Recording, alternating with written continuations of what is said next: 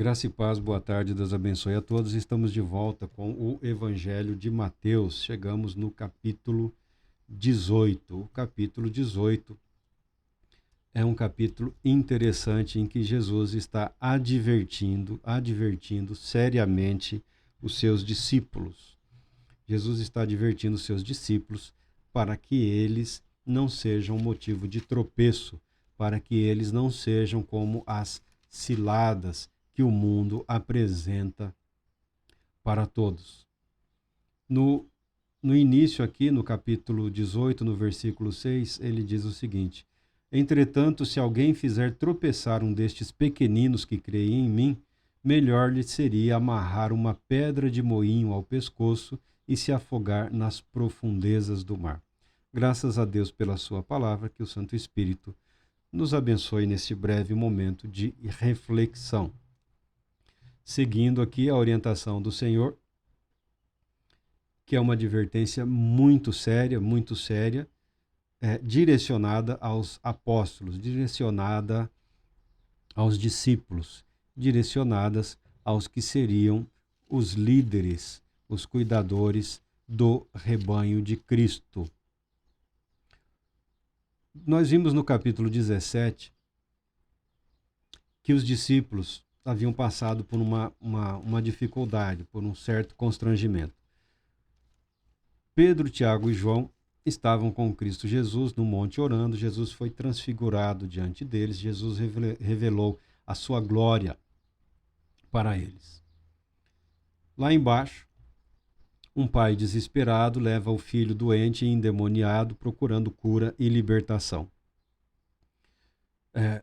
Constrangedor para todos ver que os discípulos não conseguiram curar e não conseguiram libertar aquela criança. Você imagina a cena ridícula dessa criança sendo passada de mão em mão para os discípulos, para que eles tentassem curar o menino, expulsando o demônio, ou expulsar o demônio para poder curar o menino.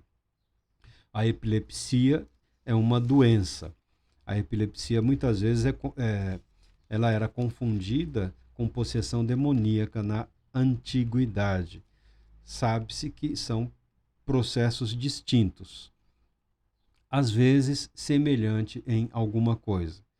Nós sabemos que há casos de possessão em que essa entidade é capaz de desencadear uma série de transtornos na vida do indivíduo, principalmente psíquicos, neuropsíquicos, talvez com muita dificuldade, mas principalmente psíquicos.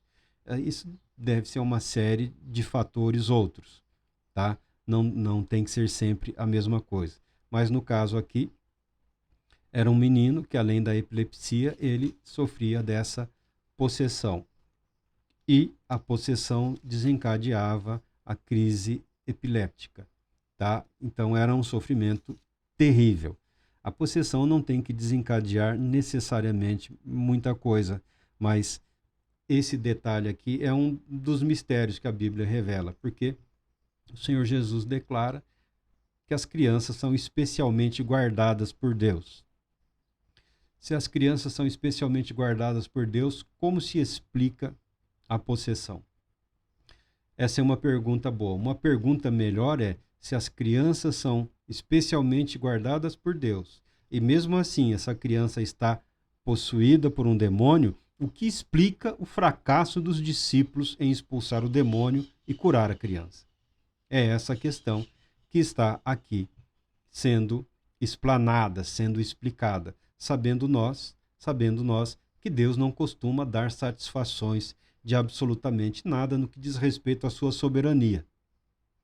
O que Deus revelou à humanidade é o seu propósito de salvação, é o seu propósito de conduzir a humanidade à vida eterna, pela fé em Cristo Jesus. Está bem revelado, está bem narrado, está bem escrito na Bíblia, está muito bem registrado. É possível discernir isso claramente e muito facilmente. Se algumas pessoas se envolvem, mesmo na condição de ministros do Evangelho, se envolvem em outras aventuras, é problema delas. O que a Bíblia deixa muito claro para o cristão, para a humanidade, é o plano de salvação. É o propósito de Deus em salvar, em resgatar, em curar, em restaurar a vida humana, a dignidade original, por assim dizer. A dignidade de filho, de filho de Deus. Esse é um propósito muito claro, muito específico, é muito fácil enxergar isso. Nem sempre é tão fácil assim viver.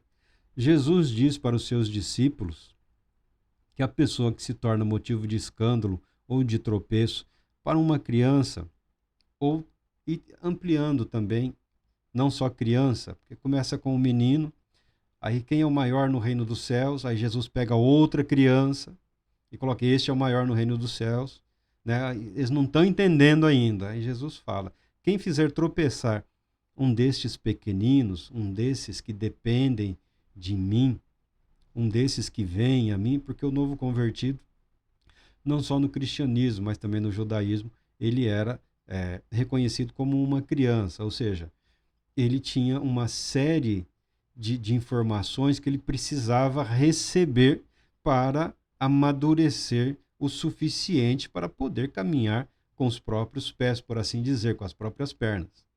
Tá? É um estágio em que a pessoa precisa da informação, precisa do conhecimento, precisa do domínio da verdade. Ela está apta a aprender.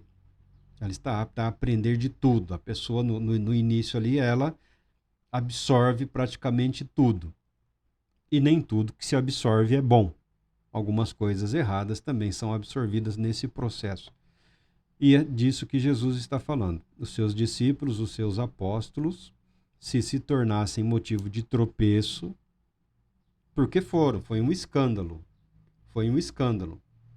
Ah, mas era madrugada, mas não estavam só os 12 ali, tinha mais.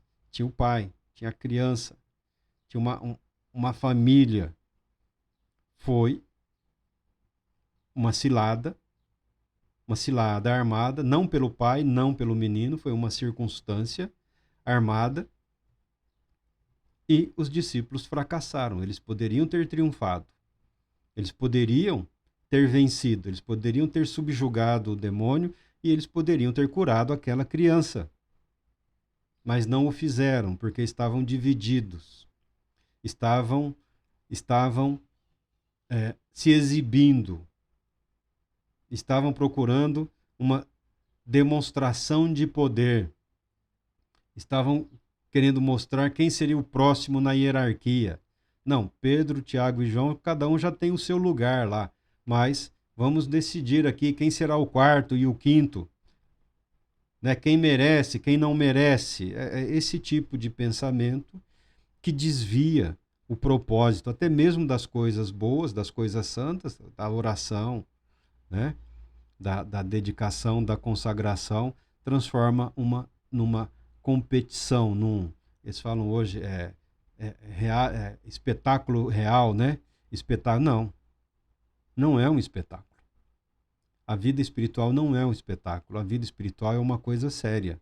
E Jesus adverte aos líderes que seria melhor amarrar no pescoço uma pedra de moinho, que é aquela pedra de rocha, extraída da rocha, né? Que usava-se para moer o trigo. O animal era amarrado, ia movimentando e esmagando o trigo lá. Uma pedra muito pesada. Seria melhor amarrar-se àquela pedra e ser lançado no fundo do oceano. Jesus diz que é inevitável que ocorram ofensas, que ocorram escândalos, que ocorram problemas, que são ciladas para aqueles que creem, principalmente para os pequeninos, para os imaturos, para os mais jovens. E esses tais líderes não devem nenhuma ser motivo de cilada. Isso é coisa do mundo, o mundo que repousa no maligno, e não daqueles que repousam em Cristo Jesus. Tornar-se motivo de cilada é tornar-se motivo de maldição. É uma palavra muito séria, é uma palavra muito forte.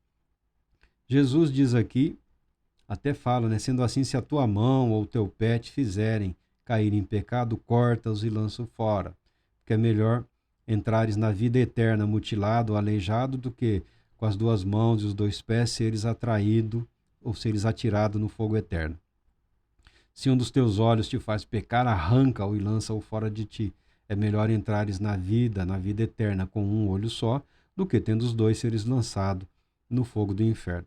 Mais uma vez, nós somos obrigados aqui a explicar que em nenhum lugar da Escritura a automutilação ou a mutilação é recomendada ou aconselhada.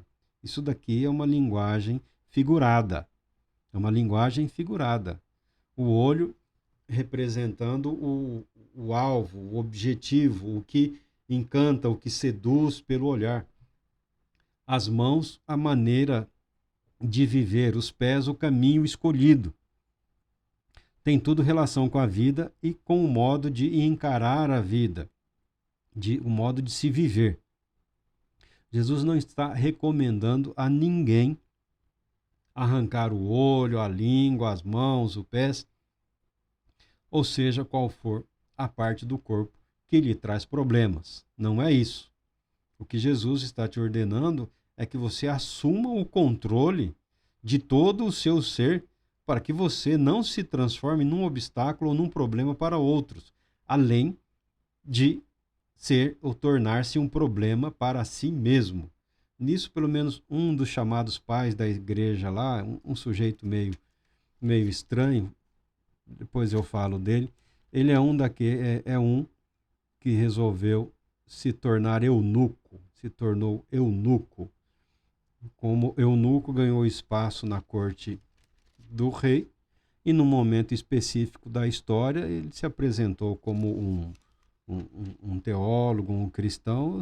Só sei que no fim da controvérsia o sujeito acabou se tornando um bispo. Os escritos dele apresentam ele como sendo alguém assim, em cima do muro, do lado de quem manda, né? Mas ele está na história da igreja lá, nos primeiros, não no primeiro, segundo século, depois, né? Depois, é um dos sujeitos que praticou tamanha aberração, tamanha abominação, e acabou bispo ainda por cima, né? A história da igreja cristã traz umas coisinhas muito estranhas, né? Traz umas coisas que assim, são de arrepiar.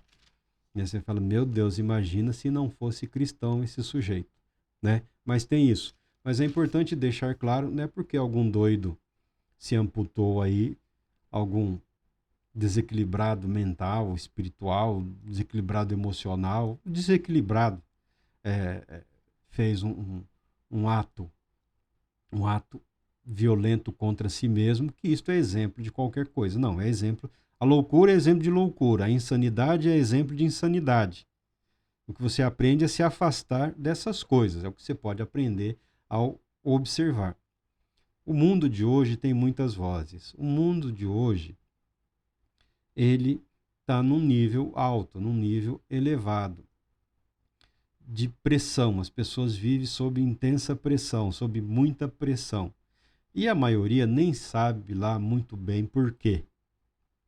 E nessa pressão do dia a dia, essa tal correria que já atingiu até aqui, nós que vivemos no interior, uma cidade que tem menos de 100 mil habitantes, as pessoas toda hora buzinando no trânsito, gritando, berrando, esgoelando, né? A pessoa já está na cidade, você não vai mais para lugar nenhum, você já está aqui, você mora aqui, ou você está tentando sair, ou você está fazendo alguma coisa aqui. Então a pressa é totalmente desnecessária, você já chegou no seu objetivo.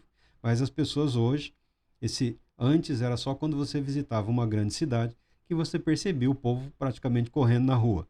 Hoje, isso invadiu as médias e pequenas cidades também. Um hábito estranho,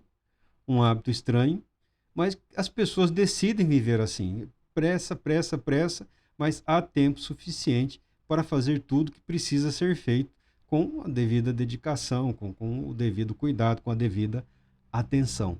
mas é uma sociedade que vive sob uma opressão, um nível de opressão elevado, tá? Eu não diria insuportável, eu diria elevado, um pouco difícil, causa um certo desconforto.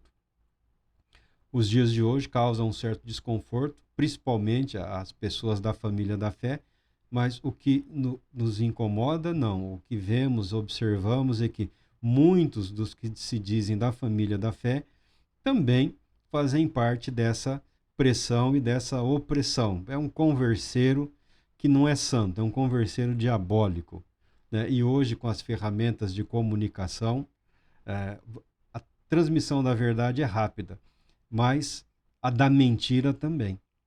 E há pessoas que gostam da mentira. Sejamos francos. Tem gente que é apaixonado por uma fofoca.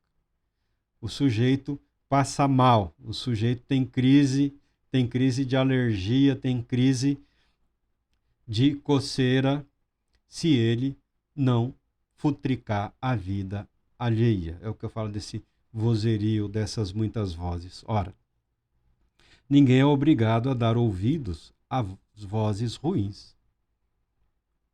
Se é para dar ouvidos, dê ouvidos à voz que proclama a palavra de Deus. Dê ouvidos à voz que chama para a oração. Dê ouvidos à voz que chama para o perdão, para a reconciliação, para o viver em comunhão, para o viver em conformidade com o Evangelho de Jesus Cristo. Ninguém é obrigado a ter a mente saturada por barulho e mais barulho, conversa e mais conversa, mentira e mais mentira, fofoca e mais fofoca, ouvi dizer, fulano falou, ciclano desfalou. Quem vive assim vive porque o quer. O ministro, o pregador do evangelho, não pode, de maneira nenhuma, se posicionar como um escândalo, ou como uma cilada, ou como parte do escândalo, ou como parte da cilada. Não seja você mais uma pedra no caminho daquele que quer servir a Deus. Então, Jesus, quando fala dos olhos, ele está falando desse dominar-se, do domínio próprio, do autodomínio. Decidir de fato o que você quer ver, o que você deseja ver. Porque muitas pessoas estão sempre escandalizadas, mas estão o dia todo dando uma olhada lá na coisa errada. Outros não suportam o barulho, mas estão lá, né, o tempo todo de orelha em pé, como se diz aí, prontos para dar ouvidos. Não sejamos nós o obstáculo, não sejamos nós o problema. Jesus está dizendo aqui com isso que o apóstolo, que o discípulo, que o cristão, ele não é infalível. Ele não é infalível, ele não é perfeito. Ele é suscetível ao erro e ao engano. E ele tem a obrigação, nós temos a obrigação de vivermos atentamente, cuidando de nós mesmos, para não cairmos na cilada e não nos tornarmos objeto de escândalo para quem quer que seja, tá? Cada um cuide de si, cuide da sua vida, da sua casa, da sua família, da sua fé e permaneça em Deus, em Cristo Jesus. Para ilustrar aqui como deve ser a mentalidade, o pensamento ou o propósito do cristão, do apóstolo, do discípulo, do pastor, do bispo, do ministro do evangelho, dê o nome que você quiser. Jesus conta aqui uma parábola.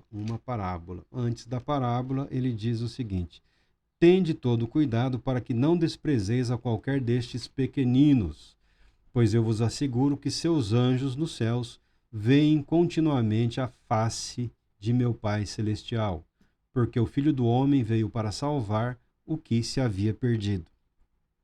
Uma declaração de propósito. Tornou-se costume, né, há algum tempo, as pessoas fazerem isso às igrejas, na igreja com propósito, declaração de propósito, nosso alvo, nosso objetivo, nossa meta, isso é uma adaptação de uma visão empresarial para, para uma visão eclesiástica, uma visão espiritual. Pessoalmente, eu entendo que não vai dar certo, não vai dar certo. Mas nem por isso eu digo que as pessoas não devam tentar. Quer tentar, tenta, tá? Mas não vai dar certo. Por quê? Porque não procede de Deus, não procede de Cristo. Mas Jesus fala, deixa bem claro para os seus discípulos. O discípulo não é maior do que o mestre. O discípulo se espelha no mestre. Jesus declara: eu vim para salvar o que se havia perdido. E das crianças, dos pequenos ou dos iniciantes na fé, dos fiéis, e eu creio que da humanidade como um todo, aqui Mateus registra a fala de Cristo Jesus, assegurando que as crianças têm anjos guardiões, os pequeninos, os fiéis, né? Eu creio que se amplia, não é só um grupo específico. Anjos guardiões, anjos que contemplam a face de Deus Pai. Anjos que contemplam a face de Deus Pai é uma figura de linguagem. Moisés subiu ao monte, conversava com Deus, Deus com ele, Moisés descia do monte com o rosto brilhando. E ele cobria, porque depois de algum tempo o rosto dele perdia aquele brilho, né, aquele reflexo da glória divina. Então ele cobria antes que decaísse, antes que desaparecesse. E depois ele subia novamente o monte. Em Cristo Jesus não há nenhum véu sobre o rosto, não há nenhum véu. Toda a glória pertence a Deus. Não que Moisés pensasse diferente, mas toda a glória pertence a Deus. Os anjos contemplam a face de Deus, esse aspecto de refletirem no seu agir a vontade de Deus para com aquela pessoa ou aquele grupo específico. São como que um reflexo da soberania divina, da onipotência divina. Deus age em todas as circunstâncias. Doutrina dos anjos. Nós vamos estudar alguma coisa em Apocalipse, que um anjo recebeu de Cristo Jesus a revelação e um anjo levou a revelação até João. O texto apresenta o anjo subordinado a Cristo Jesus, porque Cristo está entronizado, está governando numa posição de elevada honra. Então, é apresentado esse anjo como mensageiro. Não duvido que seja um anjo o mensageiro. Muitas coisas que Deus apresentou à humanidade foi através de anjos. É muito difícil nós equilibrarmos essas doutrinas, tá? É muito trabalhoso. Via de regra, nós sabemos que Deus tem os seus agentes, que são a Ele totalmente submissos e obedientes. E Jesus está propondo que os seus obreiros, que os seus discípulos sejam como os anjos de Deus, refletindo nas suas vidas o agir de Cristo Jesus, da mesma maneira que os anjos guardiões dos pequeninos refletem o propósito de Deus e executam o plano de Deus em relação à vida daqueles que eles protegem ou guardam. A Bíblia fala de anjos protegendo até nações, tá? Mas nós vamos falar mais especificamente desses anjos, dessa doutrina de anjos, quando chegarmos em Apocalipse. Por ora, Jesus Cristo está falando aqui neste contexto, né? As crianças, os pequeninos, os fiéis, na condição de imaturo, que estão começando, que estão aprendendo, são especialmente guardados por Deus, porque ainda não tem uma compreensão completa das Escrituras e do plano de Deus. Raramente um novo convertido a tem. Se bem que hoje nós vemos muitas conversões religiosas, né? A pessoa se converte mais de uma religião para outra, né? No cristianismo há reconversões ou conversões de uma manifestação religiosa para outra compreensão religiosa. Jesus está falando aqui na conversão a Ele, a Cristo Jesus, o Senhor e Salvador. E para exemplificar aqui o plano de Deus, o propósito de Deus, a mente de Deus, tem a parábola aqui da ovelha perdida, a parábola da ovelha perdida. Esse é o título que o autor deu, a parábola, ao ensinamento. Mas a parábola não é sobre a ovelha, tá? A parábola não é sobre a ovelha. A parábola é sobre o dono do rebanho. A parábola é sobre um homem que era dono, aqui ó, Jesus falando. Que opinião tendes? Se um homem tiver 100 ovelhas, tá? É uma situação hipotética. Ele não está um homem que não está mal, que está bem. Tem 100 ovelhinhas lá, o cara já estava bem. Se um homem tiver 100 ovelhas e uma delas se desgarrar, não deixará ele as 99 nos montes, indo procurar a que se perdeu? Ele está falando aqui de um comportamento comum no pastor, né? Os pastores de rebanho, na maioria das vezes, eram crianças, os filhos caçulas. Havia até mulheres também, como pastoras, né? Cuidando dos rebanhos dos seus pais, por um motivo ou por outro, porque não tinham irmãos, né? Ou porque o irmão tinha algum problema, eu não sei, a Bíblia não explica muito, mas sabemos que há mulheres pastoreando. Davi era o pastor, ele pastoreava o rebanho lá da família, cuidava do rebanho da família. 100 ovelhas é um bom número de ovelhas. E Jesus fala desse homem que, tendo 100 ovelhas, uma delas se perde nos montes, porque as pastagens eram públicas, as pastagens eram abertas naquela época, naquela região. Não tinha cerca de arame, tá?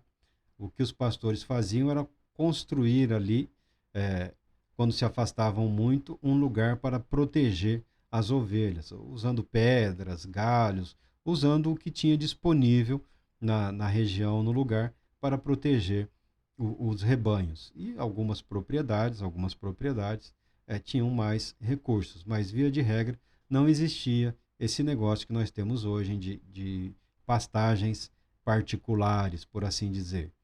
Né? Cada um tem o seu trecho de terra, o seu gado, o seu rebanho. Quem pastoreava nas áreas públicas. Esse homem, ao perceber que uma ovelha se perde, se desgarra, ele protege as 99, as deixa no monte, mas as deixa cuidadas, as deixa guardadas e vai à procura da que se perdeu. Tá? E encontrando, ele se alegra. Nós nos alegramos, é normal o ser humano se alegrar por pouca coisa.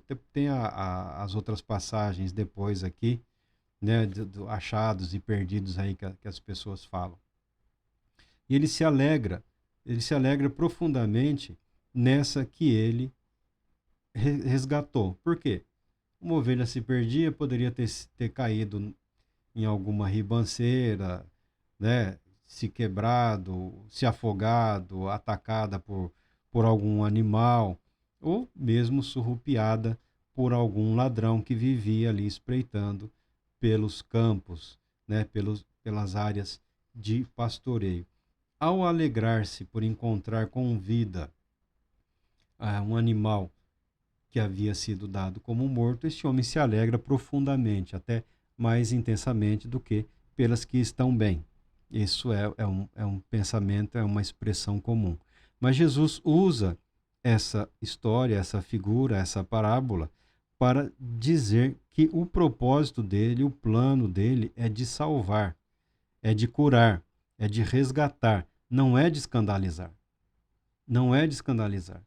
É claro que escândalos vêm, é claro que escândalos ocorrem, mas nunca foi esse o propósito de Cristo Jesus, que ele encerra a parábola aqui dizendo: da mesma maneira, vosso Pai que está nos céus não deseja que qualquer desses pequeninos se perca. Então a parábola não é da ovelha que se perde. A parábola é a do dono do rebanho, é do bom pastor. A parábola é uma referência ao cuidado amoroso de Deus com os seus pequeninos, com aqueles que estão iniciando na fé. Em outro texto, essa parábola é utilizada num outro contexto, tá? Mas nessa aqui, Jesus usa essa parábola para ensinar do cuidado amoroso de Deus em relação aos pequeninos, não só as crianças, mas aqueles também que estão iniciando na fé. E que os seus apóstolos, os seus discípulos, os seus pastores, os seus ministros devem agir com esse espírito de restaurar, de resgatar, de curar, de libertar, de garantir a vida e não serem motivos de escândalo, de extravio, de morte. É uma parábola belíssima.